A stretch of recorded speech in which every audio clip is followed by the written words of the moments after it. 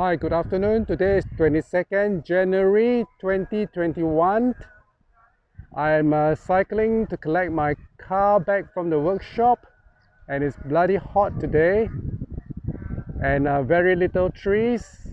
This is at Sungai Pinang, and I thought I will use the bicycle lanes that was built.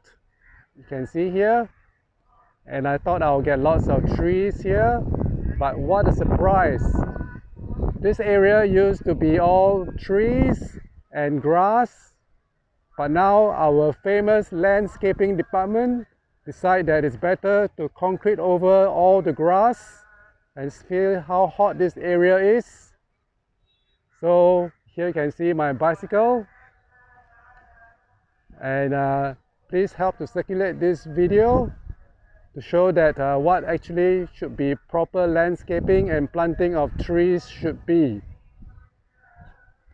Thanks for watching, and do subscribe and like my video. Thanks and bye.